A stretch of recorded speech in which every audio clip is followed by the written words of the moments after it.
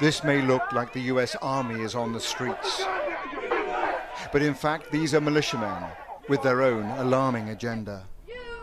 We were witnesses to this extraordinary development, a major US city in the hands of self-confident and heavily armed militias, with police and civic leaders nowhere to be seen. It was a brazen show of strength with an unmistakable message that there are new sheriffs in town. Rioting and burning and looting is not going to answer that question. Angry Viking is a militia commander who told me he wants dialogue. And we're here just to protect the building. That's it. And we're here to do this. Meet and talk. You was gonna allow it to happen. But that dialogue quickly descended into furious arguments. Black Lives Matter activists, who have held a vigil here for 100 days, say the militias are a pure provocation. Tired, exhausted, worn out. What else do you want me to say?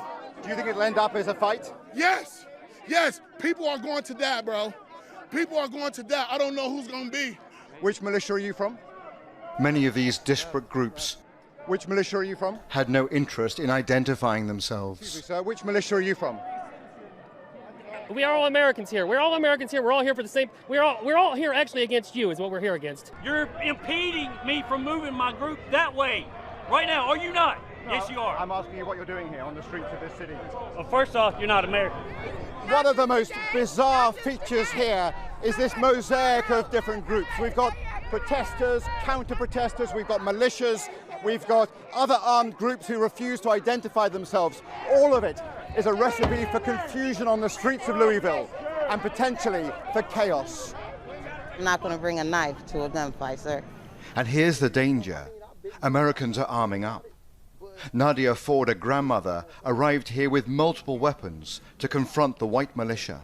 We've tried peaceful for years upon years, and it has gotten us nowhere. They murder us for being peaceful. So only when we stand up do they maybe take us seriously.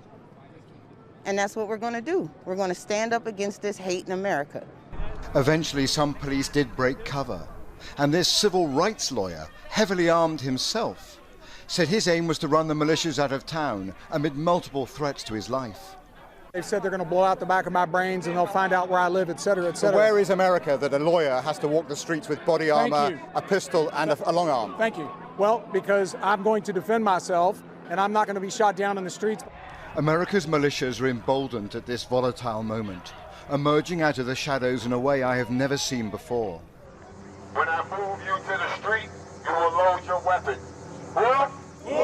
A few miles up the road, we saw a whole new phenomenon. Y'all say you soldiers. An African-American militia with hundreds of troops.